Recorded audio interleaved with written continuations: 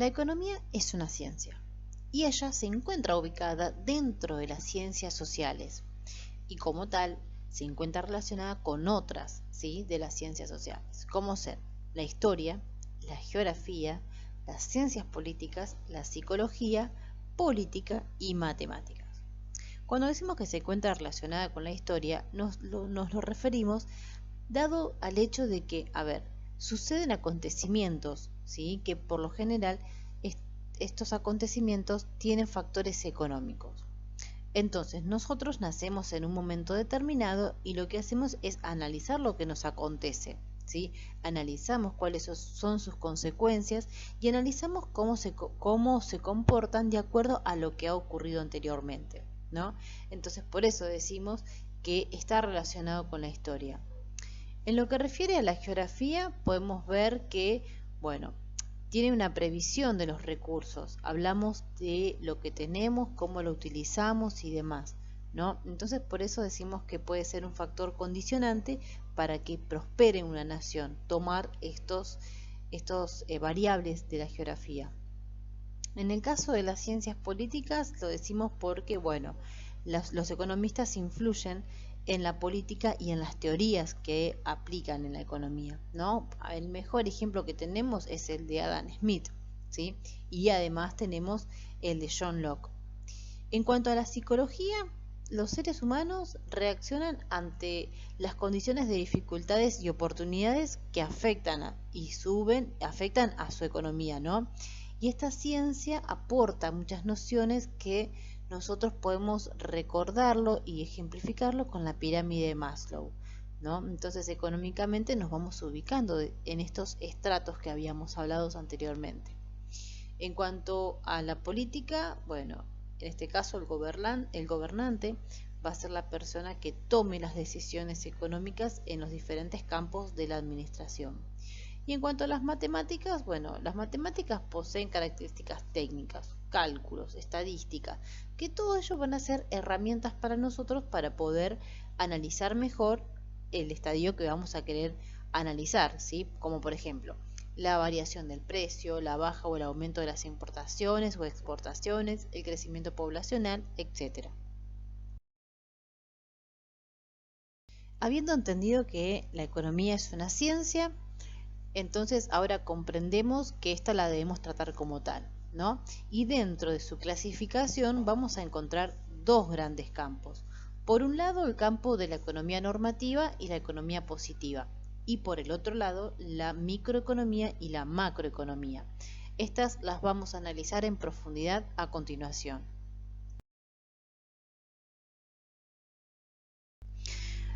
Ahora bien, en este estadio ya entendimos qué significa economía, para qué sirve, qué esperamos de ella. Hablamos de los bienes, los dividimos y hablamos de las necesidades. Entonces ya tenemos un concepto mucho más amplio de lo que es economía.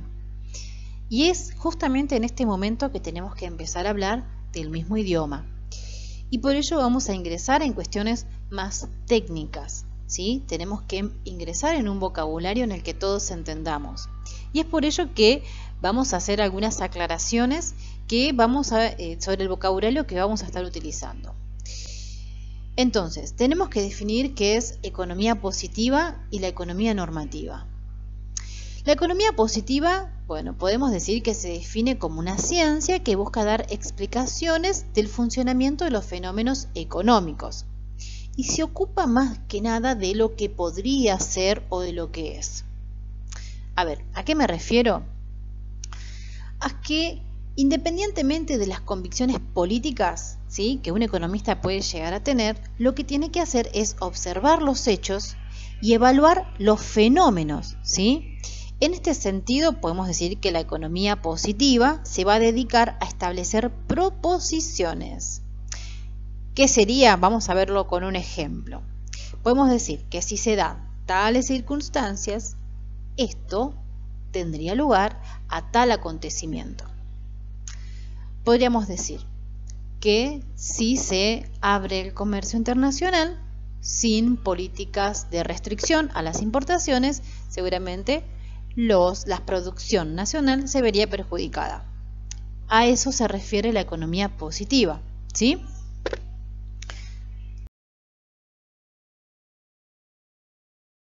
De todo lo que definimos anteriormente sobre economía positiva, no hay que inferir que en economía no existan discrepancias, ya que hay temas que no están completamente resueltos y sobre los que el debate aún continúa abierto.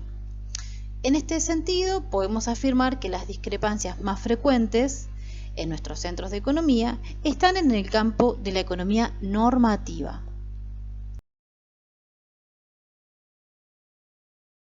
Ahora analicemos qué significa la economía normativa, ¿no?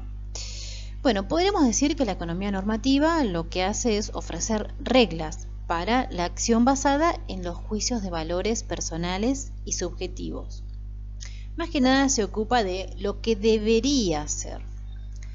Las proposiciones sobre lo que debería ser responden a unos criterios éticos, ideológicos o políticos, sobre los que se considera que puede ser deseable o indeseable. El problema fundamental de la economía normativa es poder determinar lo que los individuos realmente desean sobre lo que debería ser la realidad en cuestión, ¿no? Entonces, desde un punto de vista normativo del economista, lo que hace es formular prescripciones sobre el sistema económico, basándose en sus propios juicios y no exclusivamente en un razonamiento científico. Entonces, podríamos decir, desde un planteamiento normativo, que al estudiar, por ejemplo, el peso relativo del sector público, se trata de responder a la cuestión de si éste debe aumentar o reducir su importancia dentro del contexto global de la actividad económica, ¿sí? Entonces es bastante subjetiva la respuesta que tiene la economía normativa. Por el contrario, un enfoque positivo se limitaría a indicar la importancia relativa del sector público sin entrar en cuestiones de valoración. La microeconomía es la rama de la economía que estudia el comportamiento de los agentes económicos y sus interrelaciones. Recordemos que los agentes económicos nosotros los representamos en ese circuito, ¿sí?, en el cual teníamos a nosotros los consumidores, a las empresas y al Estado. Entonces, la microeconomía lo que va a hacer es estudiar el comportamiento de cada uno de estos agentes, nosotros como consumidores, las empresas como empresas y al Estado desde su rol de regulador, ¿sí?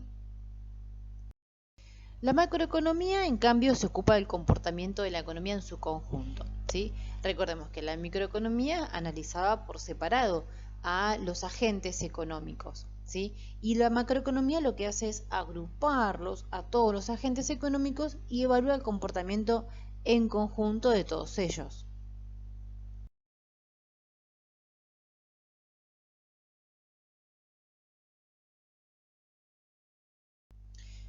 Ahora bien, analicemos un poco más en profundidad cuál es el objetivo de la economía, ¿sí? Y para ello me voy a retomar unos dichos del autor Vergara, que plantea que la economía es la ciencia que se ocupa del estudio sistemático de las actitudes humanas, orientadas a administrar los recursos que son escasos con el objetivo de producir bienes y servicios y distribuirlos de forma que satisfaga las necesidades ilimitadas de los individuos. ¿Qué queremos decir con ello? ¿Sí? Que nosotros las personas tenemos siempre deseos que son ilimitados, ¿sí? Siempre que logramos satisfacer un deseo, como veíamos en la pirámide de Maslow, vamos a subir de escalafón, vamos a tener nuevos objetivos, a tener nuevos deseos, ¿sí? Y esto se traduce en necesidades, que nosotros lo que tenemos que hacer, o lo que vamos a buscar hacer, es satisfacerla mediante la producción de bienes y servicios. Y en este rol de nosotros como demandante, las empresas van a buscar producirlos y distribuirlos, ¿no? Entonces, bueno, en este juego de satisfacer estas necesidades que nosotros tenemos, surgen las preguntas claves de la economía, ¿no? A ver, ¿cuáles son las actividades económicas más importantes que hay que fomentar o por qué se habla de actividades primarias, secundarias y terciarias y cuáles de ellas son las más importantes, ¿sí? Entonces, el objetivo de la economía va a ser, por un lado, ver cuáles son los deseos y necesidades que tiene la sociedad y luego cómo satisfacerlas.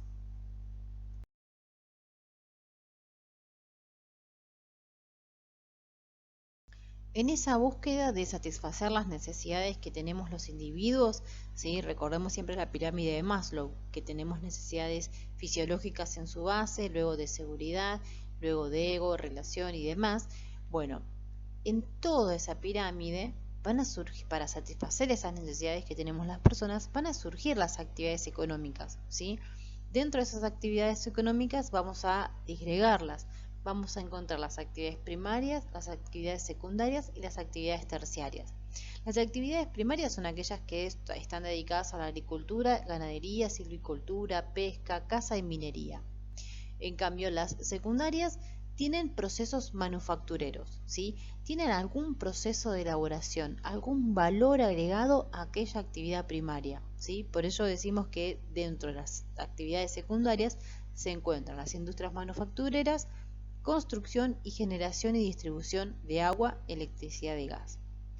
En cambio, las actividades terciarias las encuadramos al comercio por menor, ¿sí? También pueden ser bienes raíces, actividades gubernamentales y judiciales, seguros y servicios financieros, seguros de salud, medios de comunicación, transporte y almacenamiento, servicios educativos, hoteles, restaurantes y telecomunicaciones, ¿sí? Brindan más que nada servicios que no son palpables a la vista, sino que son intangibles, ¿sí? En cambio, las actividades primarias y secundarias son bienes tangibles, nosotros los podemos ver, los podemos tocar. En cambio, cuando hablamos de actividades terciarias es más intangible, ¿sí? Esa básicamente sería la primera distinción, la primera característica que nos llevaría a disgregarlas bien.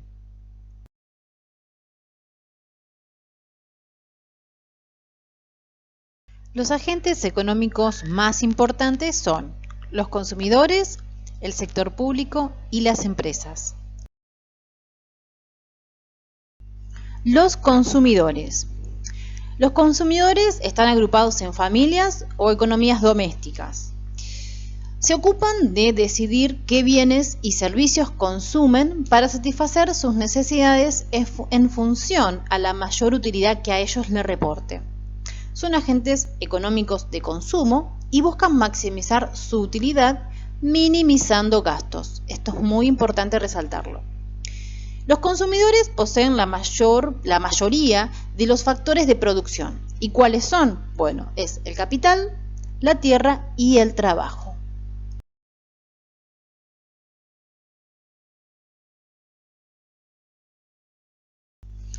Ahora bien, analicemos a nuestro segundo gran agente económico, que es el sector público.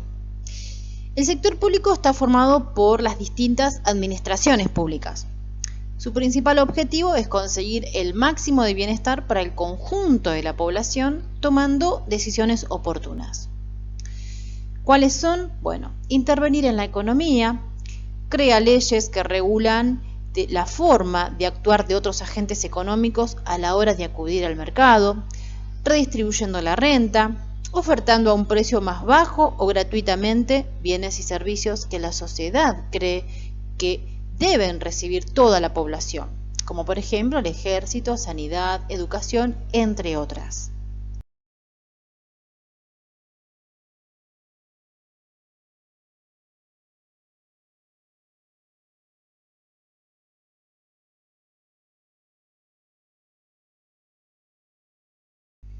Entonces podríamos decir que el Estado interviene en la economía a través de 4 aspectos fundamentales. Ellos son, por un lado, la regulación, porque va estableciendo normas de funcionamiento. Por el otro lado, los ingresos, recaudando dinero para desarrollar sus actividades. Los gastos, que realiza con actividades, y las empresas públicas. Entonces, sus principales funciones van a ser, de acuerdo a ello, establecer un marco legal para la economía, vender y comprar bienes y servicios, establecer impuestos, tratar de estabilizar la economía, redistribuir la renta y procurar la eficiencia económica.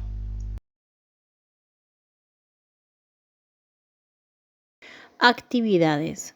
Bueno, la primera actividad será que ustedes tienen que hacer en el caso de que encuentren muchas palabras o algunas palabras que no comprendan, vamos a iniciar el glosario, ¿sí? Recuerden que el glosario se realiza en hoja aparte, ¿sí? No va a tener que estar ordenado, ¿sí? Alfabéticamente, sino que a medida que ustedes van encontrando las palabras que no comprenden o que son totalmente nuevas, lo que hacen es las escriben, ponen 2 puntos y realizan al lado, ¿sí? La descripción de la palabra, ¿sí? Puede que no sea textual, pueden escribirlo con sus propias palabras para comprender, ¿sí? Porque muchas de las palabras que son nuevas para ustedes, que son algunas, seguramente van a estar dentro de la actividad 2, ustedes necesitan explicarlas con sus propias palabras para que luego cuando la vuelvan a encontrar van a su propio glosario y la releen y la van a comprender mejor, ¿sí? Así que bueno, la actividad número 1 será iniciar el glosario en hoja aparte. La actividad número 2 va a ser, primero, citar ejemplos de economía positiva, normativa, microeconomía y macroeconomía. Para esto ustedes pueden recurrir a los ejemplos que utilizamos dentro del trabajo práctico, ¿sí? Entonces lo que van a hacer es expandir un poquitito la descripción, como por ejemplo, ¿no? Si yo les digo, la economía positiva es aquello que debería ser, ¿sí? Y que ocurre en la realidad. Por ejemplo, podemos decir que los argentinos en la realidad, cuando se da los picos inflacionarios, nuestro comportamiento es automáticamente bajar el consumo de carnes, ¿sí? Porque, bueno, el nivel adquisitivo baja mucho, entonces lo que ocurre es eso, ¿sí? Entonces, eso es lo que ocurre en la realidad, eso es economía positiva. En cambio, la normativa es, por ejemplo, ¿no? Si vamos a las leyes económicas, decimos, ante aumentos en los precios, las curvas de ofertas y demanda dicen que aumento de precios disminuye cantidad demandada. No importa de qué bien, sino que la ley, ¿sí? La norma que establece las curvas de oferta y demanda dicen eso, ¿sí? Después, cuando explicamos la microeconomía y la macroeconomía, tengamos en cuenta el foco en donde los ponemos, ¿sí? Si hablamos a nivel país y hacemos un ejemplo de la economía en lo que refiere al total de nuestro país, vamos a hablar de un tipo de macroeconomía. En cambio, si hacemos foco, sí, vamos a estar hablando de la microeconomía, de lo más chiquitito, ¿sí? Por ejemplo, si hablamos de cómo se desenvuelve el agro, ¿sí? En la Argentina y mostramos los datos, ¿sí? De las exportaciones del agro con respecto a Argentina, eso es un dato macroeconómico. Ahora, si yo les digo, ¿cómo fueron las exportaciones del sector agropecuario ubicado en La Pampa? Eso es microeconómico, porque yo hice foco, ¿sí? Estos ejemplos que yo les estoy diciendo ahora los pueden aplicar, ¿sí? Porque sí, significa que vieron los videos. Bueno, vamos al punto 2. Dice, ¿cuál de las actividades económicas creen que es más importante para nuestro país? Y acá justifiquen la respuesta. Quizás un poquito ya les adelanté en el ejemplo que les di anteriormente con el ejemplo de micro y macroeconomía, ¿sí? Bueno, ustedes entenderán por dónde tienen que encaminar su respuesta y explicar por qué creen que ese sector es el que representa la economía más importante, ¿sí? Y representa el mayor flujo de exportaciones de nuestro país. Y por último, tendrán que explicar la relación entre los 3 agentes económicos, ¿sí? Yo siempre les digo lo mismo, no recurran a fuentes de internet porque nosotros más adelante quizás vayamos a ver el 4.º agente económico, ¿sí? Que es el sector externo. En este TP yo no se los puse porque arrancamos hace muy poquitito. Entonces, ustedes me van a tener que explicar la relación entre los 3 agentes económicos que vimos, que es las empresas, el Estado y nosotros los consumidores, ¿sí? A ver, repasemos brevemente y esto, si llegaron hasta acá, también lo pueden poner. Por ejemplo, el Estado se relaciona con los consumidores, dado que el Estado nos cobra a nosotros impuestos tasas y contribuciones especiales, ¿sí?, a cambio de servicios, como por ejemplo el alumbrado barrio limpieza, ¿sí?, que nosotros es una tasa municipal que la pagamos todos los meses, a cambio de que pase el recolector de basura, a cambio de la luminaria de todo el municipio, ¿sí? Entonces, además, el Estado a nosotros nos da subsidios en determinados servicios, ¿sí? Por ejemplo, la luz, el gas y demás. Entonces, a nosotros el Estado nos da salud también. Salud, nos da educación, sí, porque las escuelas son gratis, la educación también es gratis. Entonces, son todas cosas que el Estado nos da. Y nosotros, a cambio, abonamos impuestos, tasas y contribuciones especiales, ¿sí? Por ejemplo, cuando compramos cualquier cosa que sea la que compramos, estamos pagando IVA, impuesto al valor agregado. Entonces, eso vuelve al Estado, ¿sí?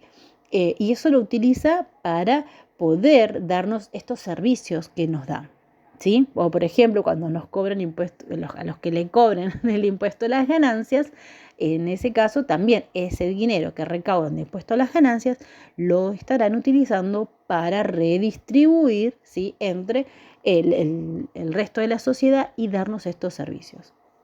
Entonces, se entiende que hay una relación de ida y vuelta. El Estado a nosotros nos da, pero nosotros también le damos cosas al Estado. De la misma forma va a suceder con las empresas y el Estado, ¿sí? Porque el Estado, ¿qué hace? A las empresas también les otorga subsidios y beneficios, ¿sí?